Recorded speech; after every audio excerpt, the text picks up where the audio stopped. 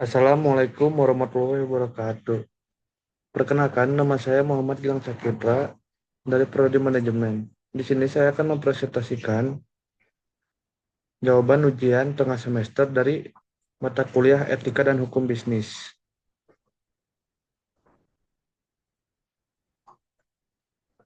Di soal yang pertama, soalnya jelaskan kembali bagaimana pelanggaran hak konsumen dua raksasa smartphone dengan bahasa Anda sesuai dengan penjelasan pada sesi perkuliahan. Sebutkan juga contoh lainnya.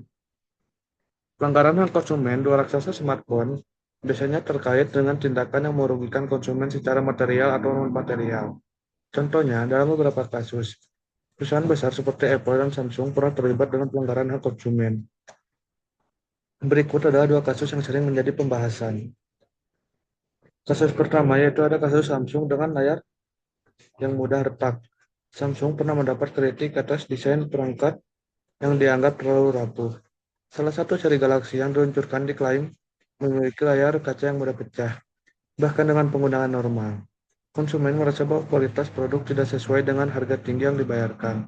Ini melanggar hak konsumen untuk mendapatkan barang yang aman dan sesuai ekspektasi. Contoh pelanggaran lainnya. Yang pertama ada penjelasan aplikasi yang tidak dapat dihapus. Beberapa produsen smartphone menjual perangkat dan aplikasi bawaan yang sulit dihapus oleh pengguna. Hal ini mengurangi pengalaman pengguna dan memaksa mereka mengalokasikan ruang penyimpanan untuk aplikasi yang tidak dibutuhkan. Yang kedua, penipuan iklan. Perusahaan teknologi terkadang memasarkan fitur produk secara berlebihan, seperti daya tahan baterai atau ketahanan air, yang tidak sesuai dengan kenyataan saat diuji di dunia nyata.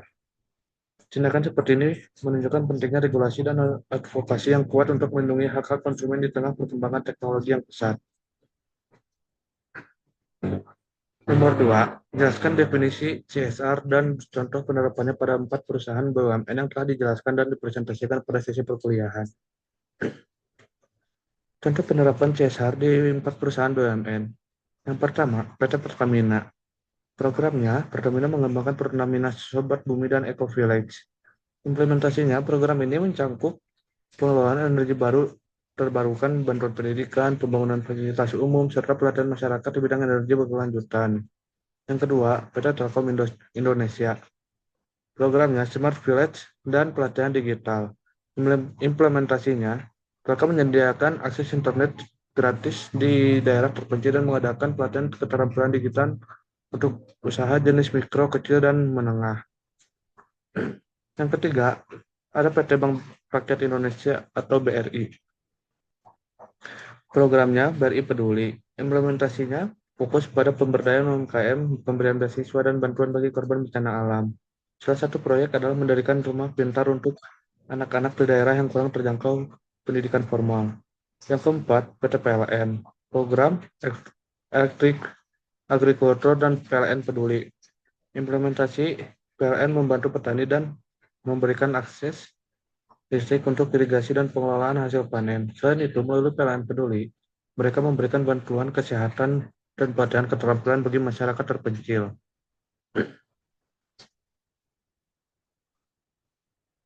Nomor 3, studi kasus 1, dilema etika dalam pengambilan keputusan bisnis. Yang pertama ada identifikasi masalah. Masalah inti yang dihadapi adalah keberadaan efek samping serius dari produk perusahaan farmasi yang tidak diinginkan, yang tidak diungkapkan kepada publik. Meskipun produk tersebut legal, tindakan menyembunyikan informasi ini bertentangan dengan prinsip etika. Yang kedua ada urgensi masalah. Masalah ini penting untuk segera diselesaikan karena memiliki dampak besar terhadap reputasi dan kepercayaan konsumen. Jika diabaikan, perusahaan berisiko kehilangan kepercayaan publik yang dapat berujung pada penurunan penjualan dan potensi tuntutan hukum. Yang ketiga ada dampak masalah. Dampaknya meliputi konsekuensi internal dan eksternal. Secara internal, menyembunyikan informasi dapat menurunkan moral karyawan dan memunculkan ketidakpercayaan dalam manajemen. Eksternal, dampaknya termasuk hilangnya kepercayaan konsumen, kerugian finansial, dan potensi sanksi hukum. Yang keempat ada solusi masalah. Solusi yang diusulkan adalah mengutamakan transparansi dengan mengungkapkan efek samping pada produk secara jujur kepada publik. Langkah-langkah konkret mencakup mengadakan konferensi pers, memberikan klarifikasi melalui media sosial dan menarik sementara produk untuk evaluasi ulang. Menekankan pentingnya pendekatan berbasis tanggung jawab sosial, solusi ini juga harus mencakup penyesuaian terhadap hukum yang berlaku dan evaluasi dampaknya. Implementasi ini dapat memulihkan kepercayaan publik dan menjaga kelangsungan bisnis jangka panjang. Yang kelima, kesimpulan dari jawaban ini adalah bahwa masalah utama yang dihadapi perusahaan farmasi terkait dengan penyembunyian efek samping serius dari produk mereka yang bertentangan dengan prinsip etika dan hukum. Masalah ini sangat mendesak untuk diselesaikan karena dampaknya terhadap reputasi perusahaan, kepercayaan konsumen, dan potensi kerugian finansial. Solusi yang diusulkan adalah meningkatkan transparansi dengan mengungkapkan efek samping secara jujur yang dapat memperbaiki kepercayaan publik, melindungi reputasi perusahaan, dan memastikan kelangsungan bisnis jangka panjang. Implementasi solusi tersebut memerlukan langkah konkret dan penyesuaian terhadap hukum yang berlaku dengan fokus pada tanggung jawab sosial perusahaan.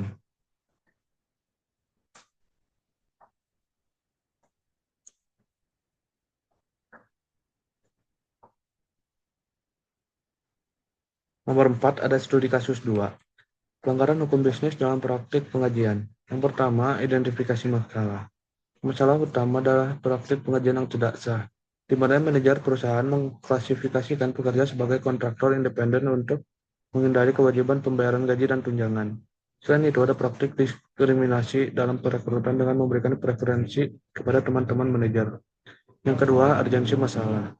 Masalah ini mendesak karena dapat merugikan pekerja, melanggar hukum, merusak reputasi perusahaan, dan mengancam keberlanjutan bisnis. Jika tidak segera ditangani, perusahaan dapat menghadapi sanksi hukum dan kerugian finansial. Yang ketiga, ada dampak masalah. Dampak masalah ini sangat besar baik secara internal maupun eksternal. Secara internal, praktik pengajian yang tidak sah dapat menurunkan kepercayaan karyawan terhadap perusahaan, menyebabkan moral yang rendah dan meningkatkan tingkat turnover. Hal ini bisa mengganggu stabilitas tim dan menurunkan produktivitas. Di sisi eksternal, perusahaan berisiko menghadapi sanksi hukum termasuk denda atau tuntutan, serta kerugian finansial akibat kehilangan klien atau mitra bisnis. Reputasi perusahaan yang rusak akibat diskriminasi dalam perekrutan dan pengajian yang tidak sah dapat mempengaruhi persepsi masyarakat dan pelanggaran terhadap integritas perusahaan secara sosial. Ketidakadilan dalam pengajian dan perekrutan bisa menciptakan ketegangan di dalam organisasi dan merusak citra perusahaan di mata publik. Yang keempat, solusi masalah. Untuk mengatasi masalah ini, perusahaan perlu melakukan audit menyeluruh terhadap status pekerja dan pengajian untuk memastikan kepatuhan terhadap hukum ketenaga kerjaan yang berlaku.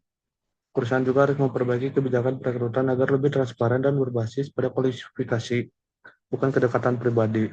Selain itu, memberikan pelatihan kepada manajemen sumber daya manusia mengenai etika ketenaga kerjaan pengelolaan SDM yang adil dan sangat penting. Yang kelima ada kesimpulan. Masalah ini mengancam reputasi dan kelangsungan bisnis perusahaan. Solusi berupa audit, perbaikan kebijakan, dan penyelesaian hukum dapat membantu memulihkan kepercayaan karyawan dan masyarakat serta memastikan kepatuhan terhadap hukum.